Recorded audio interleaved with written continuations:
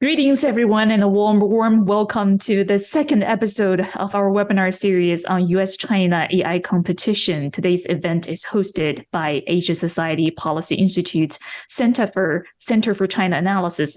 Thank you so much for joining us as we discuss this super important topic about AI's far-reaching impact on China's economy. Today, we really got a stacked agenda that will give you a comprehensive understanding of how AI shapes different sectors in China, challenges as well as opportunities that lie ahead, and the ethical and data security considerations that come with AI's exponential growth. But first, let me introduce our panel of experts who will be guiding us through today's conversation. First up, we have Mr. Nigel Inkster, Director of Geopolitical and Intelligence Analysis at Inodo Economics. Nigel is someone who has over 40 years of experience, a wealth of knowledge, particularly about China. Welcome, Nigel. Thank you very much. Second up, we have Ms. Cai Wei Chen, a top-tier China reporter at Rest of World. She will offer us that critical journalistic lens through which to view AI and its interaction with China's economy. Thank you so much, Cai Wei, for being here. Thank you, Lizzie, for having me. Our third panelist is Mr. Michael Frank, a senior fellow at the Center for AI and Advanced Technology at CSIS. Michael has spent a decade in Asia and is currently focusing on the meeting point of geopolitics and technology. Thank you so much, Michael. Thanks, Lizzie. Last but certainly not the least, we have Ms. Elsa Kenya, an adjunct senior fellow with the Technology and National Security Program at the Center for New American Security. Elsa's research orbits around Chinese military strategy, military innovation, and emerging technologies. Elsa, welcome.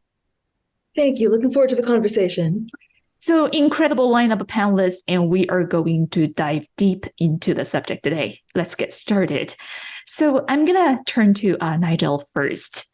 China has made it its national strategy to be a global leader in AI. Nigel, can you talk a little bit about how AI fits into China's national development priorities? Indeed. Well, I think it goes back a long way. China, as we know, was caught out by the Industrial Revolution. It missed it. And, the history of modern China has been a history of catching up with and surpassing the rest of the world in advanced technologies. China came late to the party when it came to information communications technologies, but it caught up with impressive speed. That said, it is still very dependent upon US and other Western technology. And I think and it's quite clear, they made it very clear in numerous policy statements that their aim is to become a world leader in the next generation of advanced technologies. And of course, this includes artificial intelligence. And there are several reasons why this makes sense for China to want to do this. Firstly, at the moment, they're paying Western companies, Western technology companies, large sums of money importing semiconductors, paying royalties, etc. And I think China would like to be in the driving seat when it comes to the next generation and collecting royalties rather than paying them out.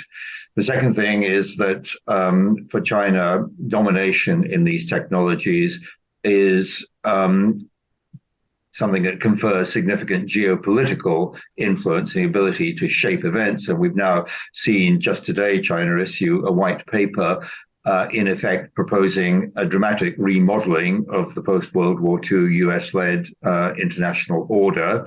So, domination of technology will help with that. And thirdly, and this is an insight I owe to my Inodo colleague, Diana Sholeva, I think that China looks at a technology such as artificial intelligence and thinks that this can be used to deliver a form of authoritarianism that is more precise, less broad brush, more scalpel than sledgehammer. To control those aspects of societal behavior, whether social, financial, than they're currently able to do. there are many other areas where China sees AI as conferring significant advantages. The military dimension, I won't talk about that because Elsa has incomparably better understanding of that than I do. But it really is absolutely central to everything China wants to do in its efforts to achieve its two centennial goals. Thank you so much. Michael, how is AI contributing to China's geopolitical ambition in general? Yeah, I think you can break down that contribution into two parts. The first is the broad economic base that you need to realize those ambitions. And then the second part is the actual power projection capability. But in terms of that first part, economics, China has a shrinking labor force that is relatively unproductive compared to its ambitions for where it wants to be in global value chains. So China's GDP is 75% of the US's, but productivity is just 27% of US productivity. If you're trying to emulate a US style consumption-led economy, obviously this is a huge problem. Now, the good news is, AI disproportionately benefits high value industries. So China can move up the value chain using AI, but it also has to.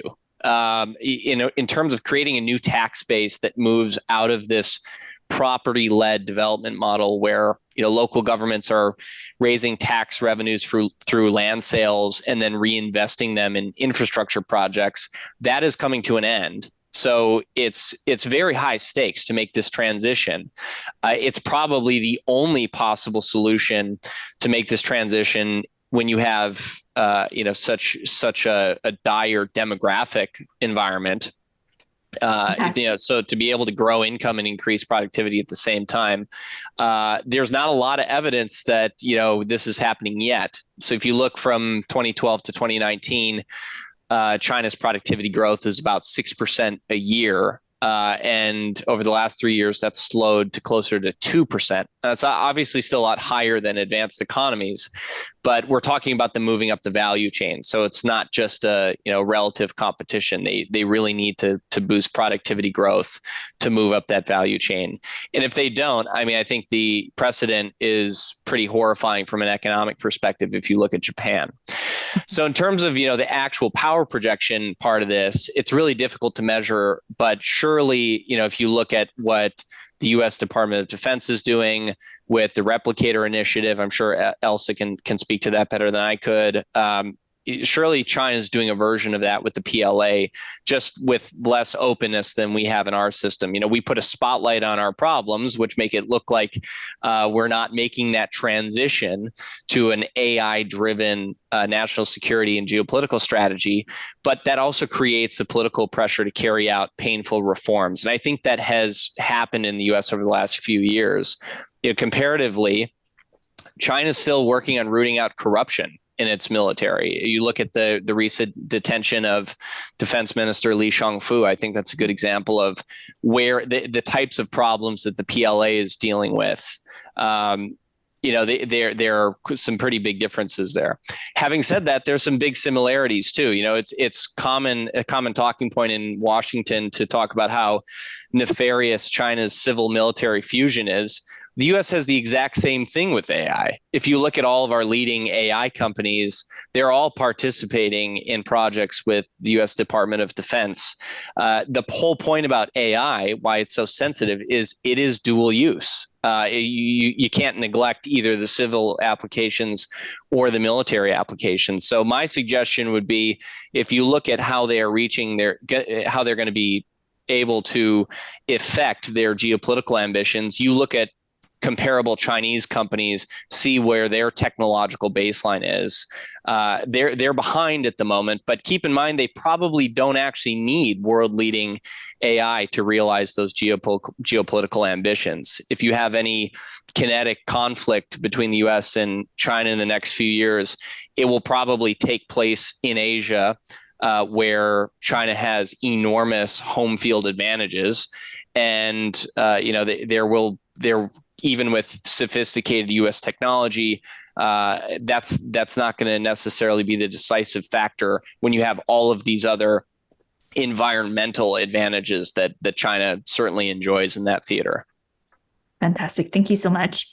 Elsa, what strategies is China currently employing to transform different industries? We know we talk a lot about AI transforming different industries, but how is China making this transformation a reality? Where do you see AI having the most substantial economic impact within China's various industrial sectors? Sure. So as my fellow panelists have alluded to, we've seen the Chinese leadership highlighting the importance of artificial intelligence at the highest levels, especially when it comes to the need for China to achieve this economic transformation and to sustain growth. The idea of innovation-driven development, I think, very much reflects the notion that technology is really critical to China's transformation, to leveraging emerging industries to compensate for slowing growth. And we've seen this coming into focus since the 2017 AI plan that has really highlighted the importance of combining the dynamism of China's commercial enterprises that have already become leaders in AI in their own right with robust state support, and highlighting a number of emerging industries. Of course, we've seen the digital economy and platform economy be an emphasis, and a lot of apps and a lot of applications where AI is being, in some respects, almost seamlessly integrated into day-to-day life in ways that are sometimes powerful, but provide a lot of convenience without necessarily being truly disruptive or transformative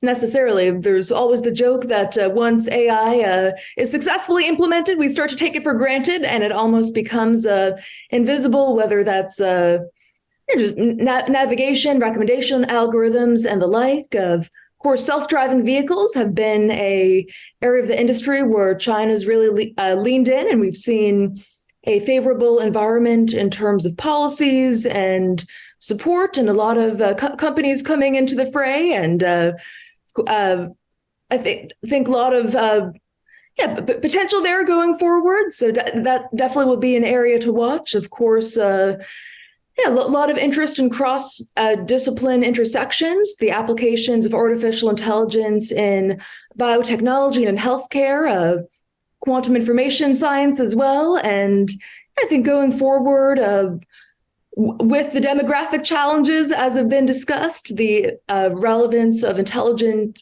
manufacturing is apparent, robotics, automation in a factory context, to compensate for shortfalls in the workforce is certainly something that is generating a lot of enthusiasm, and moving up the value chain through leveraging robotics, sometimes enabled by 5G, and a focus on sort of incorporating these advanced industries really into the heart of China's new model for development in a new era, as Xi Jinping has declared it. So I think whether it is future of healthcare or the future of logistics and transportation or the consumer economy, definitely a lot of scope for interesting and sometimes surprising or sometimes more routine day-to-day applications of artificial intelligence at this point.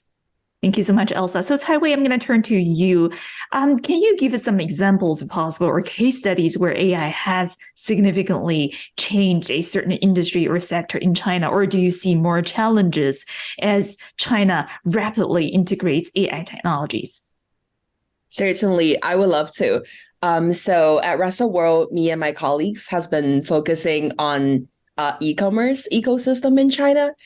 We spent a lot of time talking to the vendors, the sellers, the live streamers that are selling the product, and the buyers. I really want to highlight the Taobao ecosystem, which is China's biggest shopping platform. We really see a rapid integration of AI in every segment, every action in the shopping process. We're seeing Taobao, the company, just testing out a large language model-based chatbot called Wenwen. It's based on the company's large language model Tongyi, and it's an online shopping assistant that's going to help you to make your shopping decisions. For example, if a customer wants to buy camping supplies, what you used to need to do might be do some research and make a shopping list. But with the chatbot, the customers will be able to just talk to the shopping assistant, ask them what you would need for a campaign. You can even like do back and forth with the chatbot, saying, "Oh, this I don't like this dress. I need something more formal." So any kind of conversation or prompts will return a mix of content. It will have the links of products and live streaming links, even blog posts in it. So that's from the customer side. And from the e-commerce seller side, we're also increasingly seeing AI being applied in the selling of product to marketing.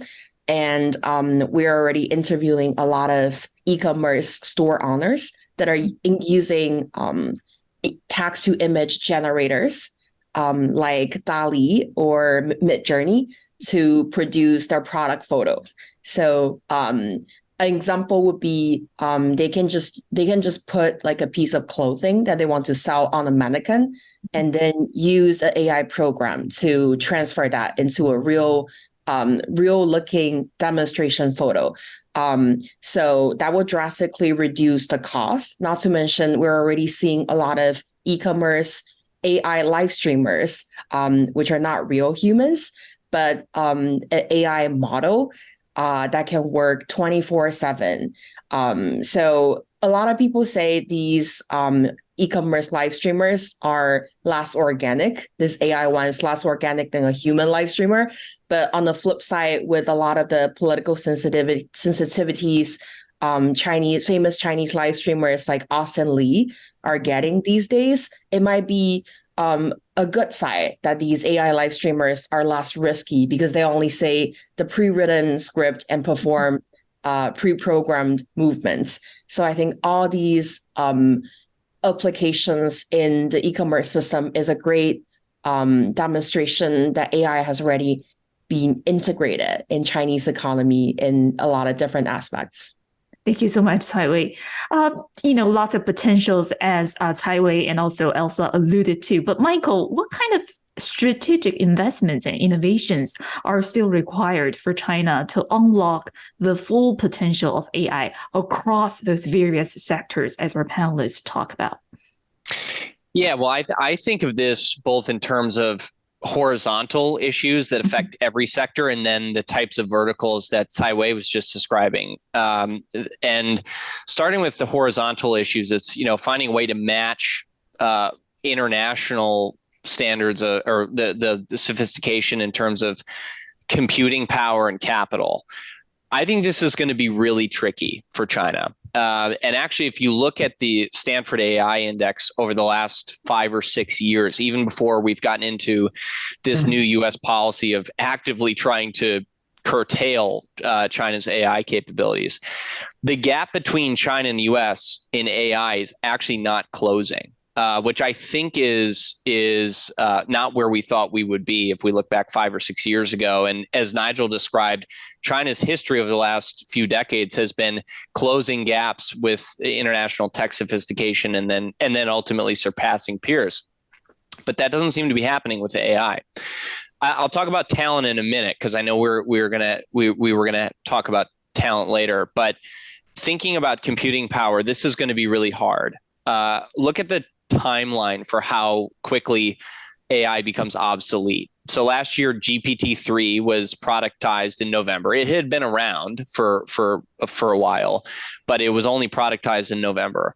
And by March, it was already obsolete. So even if you're willing to throw endless money at a problem, and there's evidence that Chinese firms are, the timeline of working on inferior hardware really it just is the speed limit that precludes any sort of world-leading AI capability. I do think that Chinese firms with the support of the government will find some clever ways around this. And already you are hearing about some, ingenuity, clustering computing resources to try to improve performance, but it's going to be an enduring challenge. But then, when you get to the vertical piece and some of the things Cai Wei was describing, it's important to remember that diffusion is not the same thing as the cutting edge. And in terms of unlocking AI's full potential, when I look at the corporate level or the economy level, making the most of this technology, it's in diffusion. And when you think about these positive cases of consumer-facing internet applications, China's information and communication technology companies are as sophisticated or more than their international peers when we think about AI broadly. That's already the case now. Even some other interesting sectors. I was at Economist Impact before, and we had put out a study called the Intelligent Transformation Index, looking at China's sectors and their progress on AI, and some surprising sectors where China is world leading. Manufacturing is one. You have Chinese manufacturing firms disproportionately use AI compared to the international peers, and construction, which is is perceived as a lower value add industry. Chinese firms are even in that relatively low tech field are using AI already. So I think those are areas where you're going to see broad diffusion, and it's more likely that you will have China reaching full potential there. I think the negative case I do have to call out is, there's some sectors where China really does lag its international peers in terms of tech sophistication now. And I think there are some enormous headwinds to that changing. And the two that stand out are, one, finance. China's banks really lack sophistication compared to American peers, compared to, even I think of a bank like DBS based in Singapore. They've got a lot of issues to sort out in terms of digital transformation and financial product specialization before I think they're going to get to the point of really leveraging AI. And the second area is healthcare, where, again, you have an aging economy that already, the Chinese healthcare system probably does not deliver consistently the quality of care that the government would be satisfied with. And it's only going to get harder to deliver that level of care. Maybe AI is the path forward, but to borrow a line from earlier is, they really have to use AI because there are no other options. So it's very high stakes. It's an enormously complex ecosystem, but you really need a good foundation of care infrastructure to build on, which China does not have at the moment. Fantastic. Speaking of headwinds, Nigel, the economic landscape in China currently appears increasingly challenging with escalating local debt, aging demographic, property market on the brink of some sort of drastic decline or collapse. I mean, the situation really raises some very concerning questions. Do you think China has reached its peak economically, or are there still untapped avenues for growth that the country could potentially capitalize on? Well, firstly, I should emphasize the fact that I'm not an economist, and so you have to take what I say with a certain amount of caution. But I think I think it's probably true to say that the original Chinese growth model has pretty much run out of road, and that's not a new perception. I think China's own leadership were becoming aware of that pretty much around the time of the 2008 financial crisis. This was not sustainable, and Stein's law kicked in. What can't continue has to stop. So they're in this situation now where the old model they know is no longer functional. What they need to do urgently is to stimulate domestic growth and consumption. But just at the moment, because all the traditional stores of value, property market in particular, are hitting real problems, and also the aftermath of the COVID lockdowns. It's quite clear that China's population as a whole is behaving very conservatively at the moment, stockpiling savings against a very uncertain future. Particular problem with youth unemployment, which has been well documented, or actually latterly not well documented because the Chinese government have stopped producing statistics. But all of these are factors that are disincentivizing growth. Added to which, of course, you've got an international situation in which confidence of international investors in the Chinese market is also significantly eroded. But I don't think that that's the end of the story for China at all, that there is a lot that they can do. A lot depends on whether they are willing to take the decisions that will enable this to happen. One of the easy ways to get things moving is to put money in people's pockets. The Chinese party state has been very reluctant to do that because Xi Jinping has a particular tick about welfareism, as he refers to it. But actually, doing something about welfare benefits, putting money in people's pockets, could have a significant impact. I also think we need to be very careful about drawing long-term conclusions from immediate crisis situations. If we look at Japan, the so-called lost decade of the 1990s, actually life for ordinary Japanese was not that bad during that period. Okay, China's in a different situation for the reasons that have been mentioned, much lower levels of productivity and also still, navigating the perils of the middle income trap. But I certainly don't think, China's run out of road yet. And as has been mentioned, the ingenuity of its entrepreneurs and engineers is such that, given its head, I think they will be able to find ways to generate a new pattern of growth. Fantastic. Taiwei, I'm going to turn to you next. As we look at workforce evolution, talk about employment, a major concern, at least here in the US, is job loss due to automation.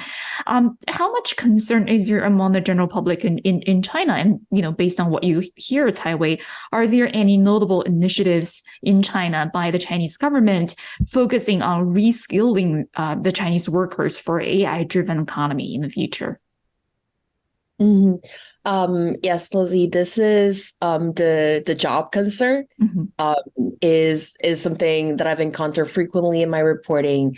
The apprehension regarding automation and AI's potential on job security is very, very palpable, especially among younger demographics in China. A lot of them are very anxious and engaged in what we would call semi-creative professions that we're observing, roles like copywriters, legal assistants, graphic designers, illustrators, and even customer service. These are essentially white-collar jobs that have traditionally been valued for the human touch they bring. But now that little bit of human touch is AI is able to replace that. That's why these jobs are on the forefront to a lot of change that they're going to undergo. But in theory, these positions might be vulnerable, but we must also recognize that it does take considerable time for the companies to adopt and integrate these emergent AI technologies. It takes a lot of time for the company to find a mature B2B solution before they actually replace these workers. And there is a waiting period involved. So increasingly, instead of merely waiting in the trepidation, a lot of professionals in these sectors are proactively embracing these technologies themselves. Because I do think the development of AI is essentially a tool for these professionals to use. And there are vibrant discussions and exchanges on social platforms on how to effectively use tools like ChatGPT and the Chinese equivalents. So these tools can be seen as aids rather than replacements, as like a human layer of discretion, judgment, and context awareness is still very irreplaceable. So in terms of governmental initiatives for jobs, we are seeing a lot of regulation. And I do believe in this aspect, China is ahead of the US in regulating AI and pulling resources from the government to support the youth unemployment problems.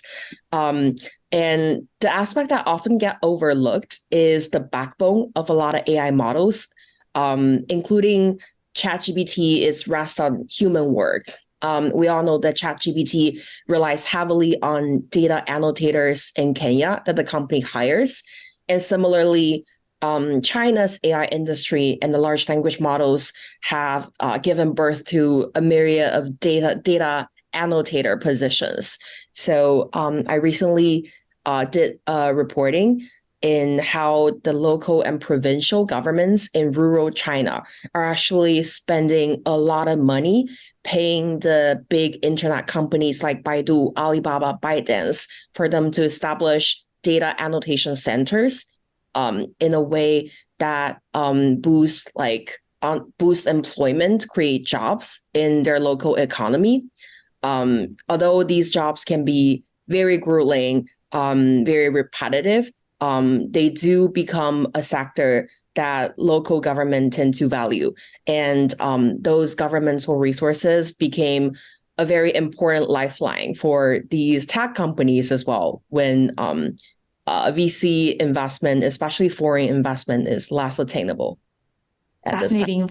Yeah, fascinating to see how those, the problems of unemployment, labor rights, and sort of the ethical dimensions of AI intertwine. And thank you so much for that deep dive, which I thought was super insightful. Michael, I'm going to turn to you next. You mentioned this talent gap in AI's ecosystem. Can you elaborate a little more? And how is the Chinese government making efforts to get that gap filled? Yeah, I think this is, there's a lot of nuance here because I think to start, China has lots of elite AI talent. And, both in quantity and quality, China's certainly not lacking for talent. I think it's a matter of how that talent lines up with actual commercialization diffusion. And I think it's also important not to overstate the quality of China's AI talent either as being this inevitably world-leading force. It is very, very good. But if you look at, the Stanford AI Index report, some statistics they have on talent over the last few years, the conversion of degrees to jobs is actually not that great in China. It's pretty far behind quite a few countries that we don't necessarily think of as being on the cutting edge of AI diffusion. And I know a few years ago in China, we would always talk about degrees as evidence of China's inevitability. But I think actually what we're seeing now is maybe it's not a really good predictor.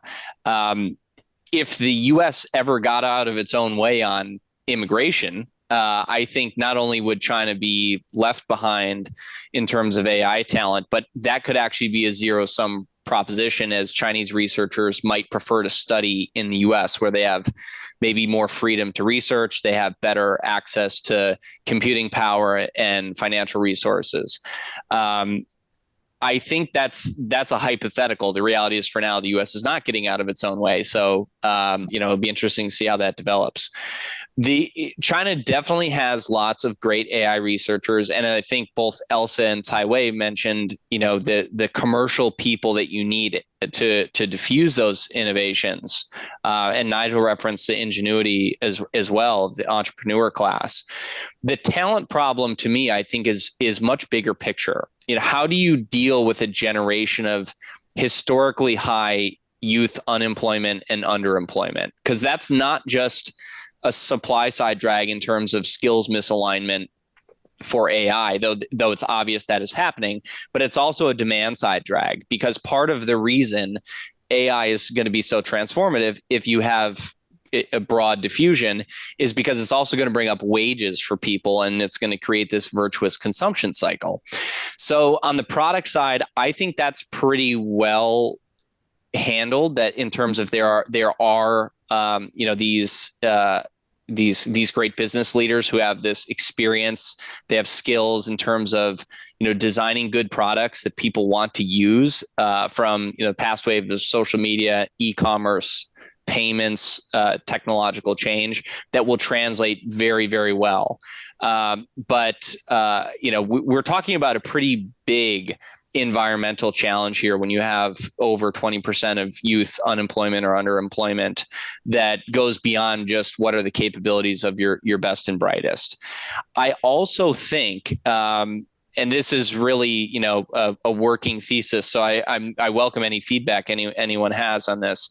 But in terms of, restrictions on international collaboration, AI is a very international field. I think most of them come from the side of the Chinese government at the moment. Yes, the US is investigating the Thousand Talents programs and commercial and industrial espionage that's sponsored by the state. But I actually think there's a far greater impact from the Chinese government's general chill of working or collaborating with foreigners. And that applies to all aspects of society, but certainly an area like AI, which has been clearly marked out as strategically important. So the question I would have, and if anyone has evidence to the contrary, would love to be proven wrong. Can a Chinese AI researcher go to a conference in the US or the UK, exchange ideas with international peers without any scrutiny or hassle from either their institution or from the government? I think that, even if that's possible in some situations, I think this general chill is not constructive. And we need to find a way to transcend that, because it's not just in China's interest, but when we look at the things that impact all of us, we want elite talent to work on things like AI safety and alignment. And my understanding is that lags in China these days. It's not non-existent, that research, but I think China would really benefit from having those conversations internationally. And certainly the world would benefit from making sure that we share the best possible knowledge on these issues. Fascinating. Thank you so much. Elsa, I'm going to turn to you. We're going to be talking about military later, but I want your insights now on whether there are sort of notable government-sanctioned initiatives on AI talent training or labor initiatives focusing on China's AI ambitions. What does your research tell us? So we've seen a strong emphasis on both education in AI and AI in education coming from the Chinese government quite consistently. As both Michael and Saiwei have spoken to, there's definitely been an emphasis both from the government and from many leading AI enterprises on upskilling workers where appropriate, on identifying talent they can leverage in initiatives, whether that's lower end jobs or more higher end talent. And so that the Chinese Ministry of Education has also been relatively forward leaning in encouraging and incentivizing schools at multiple levels in China to lean in on deploying curriculum for studying AI as early as high school, even K-12 education in some cases. So focusing on early education in digital skill sets and literacy, and increasing the study of AI and existing science and math curriculum. So I think that's definitely going to be an important trend to watch, and how much this future workforce starts to be cultivated through the combination of local initiatives, public-private partnerships, and some of these central policies that are really encouraging educational institutions at every level to lean in on education in AI to build that kind of future workforce and start to close the talent gap, or even enable China to be really a leader in AI talent going forward. And certainly there are disparities in China's education system, as there are in the US education system, but Chinese policymakers seem to be quite forward-leaning and really trying to look at the best ways to develop and implement these curriculum, and to have schools have access to and incentives to really pursue that kind of AI education, while also leveraging AI tools for education generally. And this is where I think ChatGPT-like tools and large language models will be definitely an interesting dynamic to watch there, when we've seen AI-enabled tutoring or AI-enabled customized instruction really becoming a popular phenomenon, and a focus on how to have education be more optimized, individualized, data-driven approaches to improving learning. And I hope that's something where we'll see more progress in a U.S. context as well. I know a lot of different companies across both AI ecosystems that are really exploring the potential there of how AI can be used as a tool for talent cultivation and training for different aspects of the workforce. And I think definitely curious to see where that'll go. And at the same time, I think there's the question of general reforms and how the Chinese government and Chinese enterprises are responding to the reality that I think I've seen estimates as much as over 50% of jobs in China could be either replaced or in some sense disrupted by AI. The data and analyses there may vary, and certainly there will be a lot more cases where AI is integrated into the workflow or into the job description in some respects, as Saiwei mentioned, with creatives who are already leaning in on trying to use AI to enhance their existing lines of effort as opposed to being replaced themselves. So I think definitely the question of how to build an AI-ready workforce and how that's happening through policies, commercial programming, or individual initiative and creativity in some cases, I think is a challenge that'll be playing out in every context in every country, and something where even why should anyone be listening to us when they could be listening to AI-enabled versions of us that might be more interesting or witty, potentially in the time to come. So I think even in creative and knowledge industries, just the question of how to have AI enhance day-to-day workflows is definitely going to be critical going forward. And I think the implications for the labor market and concerns from the government about unemployment and social stability will probably be drivers of very proactive policies to try to encourage the kind of adaptation. Fascinating. Thank you so much, Elsa. We have an audience question on international standards and norms. I'm going to turn this question to Michael. As you know, the integration of AI into industries also necessitates the creation of new standards, especially in fields like autonomous vehicles, where tech, safety, and manufacturing guidelines are crucial. Does China have the capability to influence and shape those international standards and norms, Michael? Well, my short answer would be absolutely. And don't take my word for it. Go and look at, the international standards bodies for tech over the last 10, 15 years, and you'll see Chinese firms on the advisory boards of all of those bodies. I think of a company like Huawei that has done this very well. And I think they're very sophisticated at this and have deep relationships with the standards bodies that are relevant to their business. And certainly their peers, other Chinese tech companies, are very good at this as well. This is really important because, for example, in many countries, if there's an ISO standard, the International International Organization for Standards. If there's an ISO standard on a particular issue, many countries simply take that as law. And so ISO standards become laws by default. And I think China was ahead of the US. The US was really neglecting that reality, certainly during the Trump administration, that you have to work through international institutions. I think the US is now wise to that playbook and is going to be a lot more proactive in influencing global standards.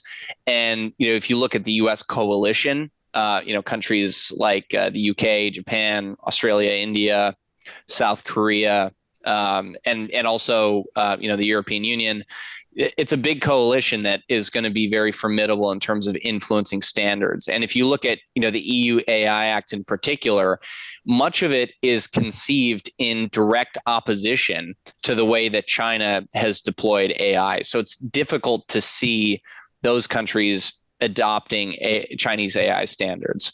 Another limitation would just be language. Almost 60% of content online is in English, compared with less than 2% of content that's in Chinese. So we used to talk a lot about China's inherent data advantage. That doesn't seem like an advantage anymore when you consider, a model like GPT-4. Its superiority seems to stem from scale and brute compute force on all of the information on the internet.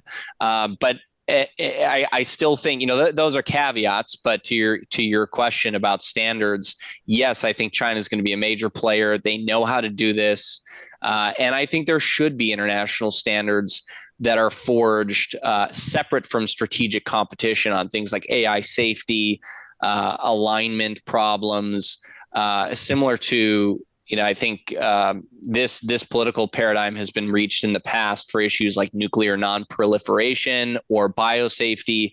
And if we can't get our governments to start talking about that, then civil society and industry should lead and not wait and start having those conversations, because it's really important that we do have those international standards and norms. Fascinating. Thank you so much, Michael. Speaking of Huawei's recent progress in 5G smartphone, Nigel, let's talk about this interaction between U.S. restriction sanctions and the pace of China's high-tech development. Do you think U.S. sanctions actually had any real impact on the pace of China's AI development, or is it too soon to tell? What's your take on that? I think it's so too soon to tell. I mean, obviously, the denial to China of NVIDIA's A100 and H100 GPUs with a data transmission rate of 600 gigabits per second, is a potentially constraining factor. But the evidence, such as it is, suggests that to date, Chinese companies have been pretty adept at sidestepping these restrictions. And it turns out there is a major loophole in the Department of Commerce BIS regulation, because it's still perfectly legal for Chinese companies to rent access to A100 GPUs through companies like Amazon on the cloud. So at the moment, it doesn't feel as if, and of course, NVIDIA promptly produced chips that were compliant with the new constraints and is selling those to China. So at the moment, it doesn't feel as if in that area, it's made that much of a difference.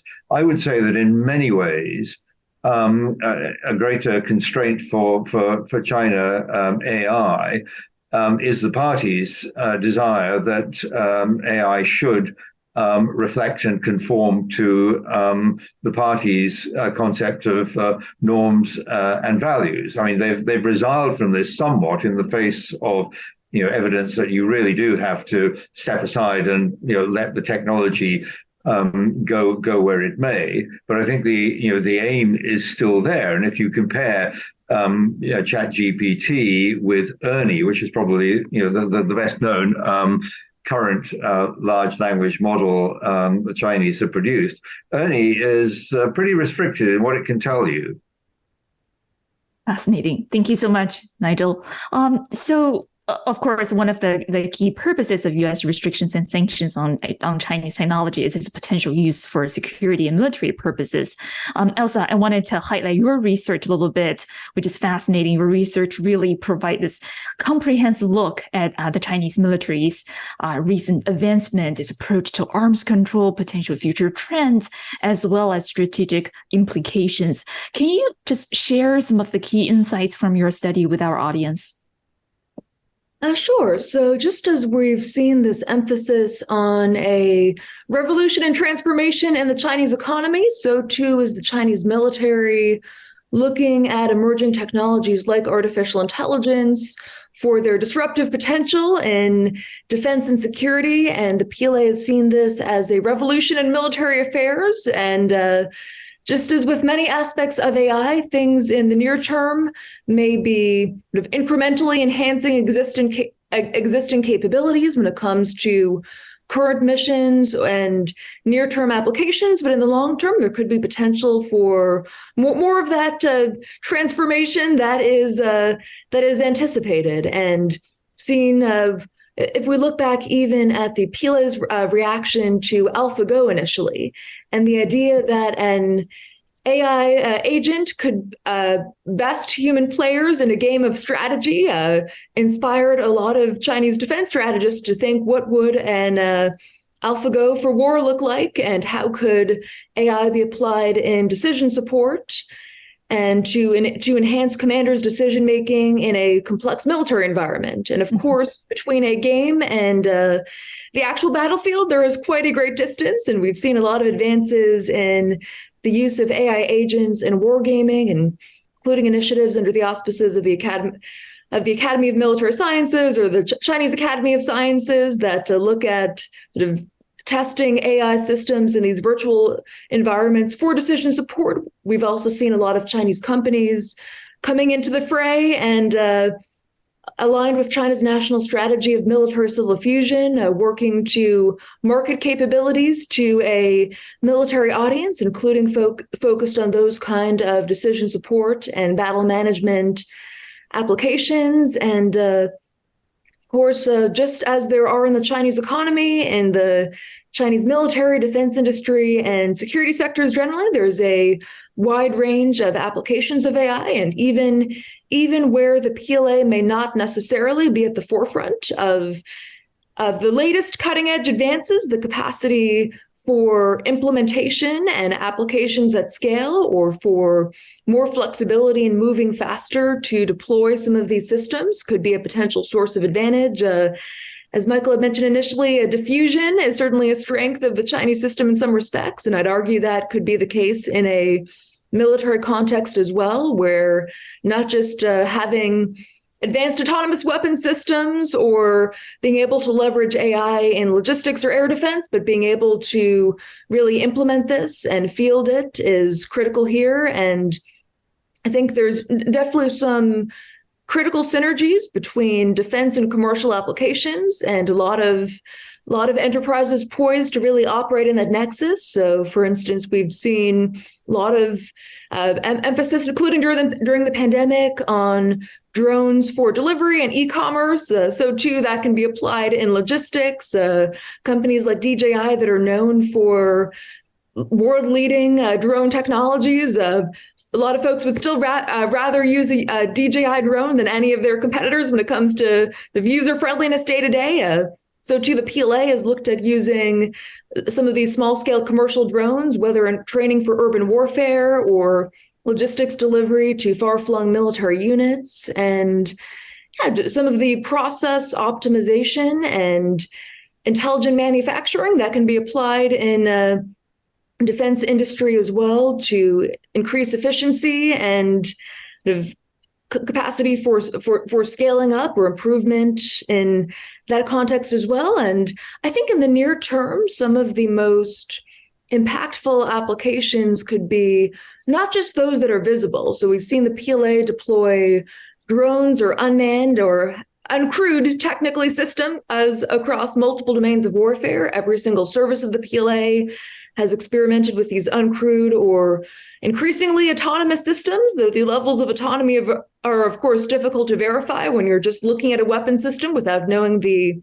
underlying technical specifications. But beyond those very visible interests in swarming, in autonomy, and even autonomy in hypersonic weapon systems, there are a lot of less visible, but more potentially near-term impactful applications we might see play out day to day, whether that's cybersecurity and cyber operations, or techniques for cognitive electronic warfare, or increasingly psychological warfare and influence operations when it comes to advances in targeting, more sophistication in propaganda for disinformation and in support of some of these psychological operations objectives, which will, of course, be primarily targeting the US and Taiwan, given the PLA's consistent emphasis there. I think as we look at how the PRC as a whole and the CC party state and PLA in particular are responding to Taiwan elections, the use of deepfakes, synthetic media, and more AI enabled techniques for information operations will be important to watch there as the leading indicators of just how quickly the PLA is able to iterate, experiment, and deploy some of these advances. And I think ChatGPT was very much a wake-up call for the PLA, just as it was for much of Chinese industry that we saw back in 2017, the PRC declaring its interest in leading the world in AI, and the PLA too has sought to become a leader in its own right. But when an advance like ChatGPT that comes out that has dual use or dual purpose applications, and there aren't initially, despite Ernie and some other bots and tools coming online, there aren't quite comparable Chinese capabilities yet, though certainly there's a race to catch up now in LLMs. That is arguably something of a Sputnik moment, for lack of a better cliche, for the PLA2. And there's definitely been a lot of, just as there was with AlphaGo, a lot of interest, a lot of study, a lot of consideration of how LLMs could be deployed and employed, whether that's in intelligence analysis, some of these psychological operations or information operations applications, as I mentioned, or to enhance decision-making generally. So a lot to discuss on this front, but I'll leave it there for now, and definitely say all of these trends we've been discussing in an economic context, including some of those challenges around education, workforce, having AI-ready talent, those are also in play in the PLA and broader military and defense industry as well. Thank you so much, Michael. I'm going to turn to you next.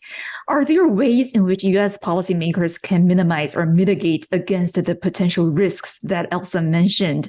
How military AI technologies by Chinese or Chinese parties can introduce to peace and stability, especially in the context of U.S.-China competition or China's relationship with Taiwan? Definitely. And I think the U.S. government, this is our environmentalism in action here at CSIS. My light just cut up. No, I think the Department of Defense takes this very seriously.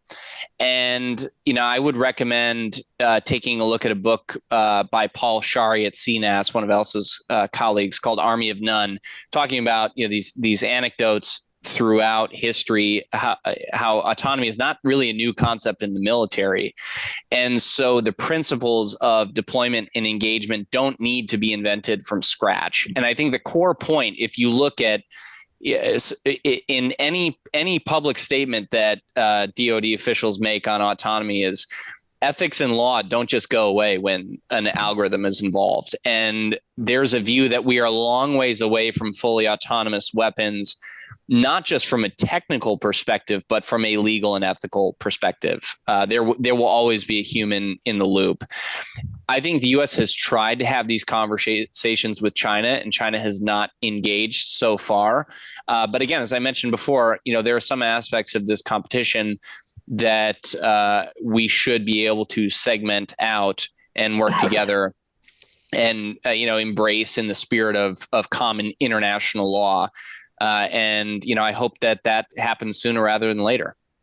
Fascinating. Thank you so much, Michael. And in addition to Paul's book, our own Nigel also has a fascinating book that makes the compelling case that China is rapidly becoming a peer competitor to the U.S. in advanced technologies, and China's national effort could potentially outpace the U.S. unless significant measures are taken. I highly recommend our audience to take a look at Nigel's book, in which he also mentions concrete steps which Western decision makers can consider to maintain its competitive edge. We've touched on so many pivotal aspects of AI today, from industrial applications to the role of AI-powered military applications, from domestic economic considerations to international ramifications and international standards. It has been such enlightening discussion, and we hope our conversation, our discussion has given you new insights into how AI is reshaping China's economy and its military. A big thank you to our panelists for sharing their wealth of knowledge, and to our audience for their participation. Please stay tuned for future announcements on Asia Society Policy Institute Center for China Analysis' website. This is not the final installment of this series. We'll be inviting more panelists for our future discussion. Thank you so much for participating. Such a wonderful discussion, and thank you so much to all our panelists. And that's the end of today's discussion. I am Lizzie Li, your host and moderator for today. Stay tuned for our next installment in this series. Thank you so much, and goodbye. Have a nice day.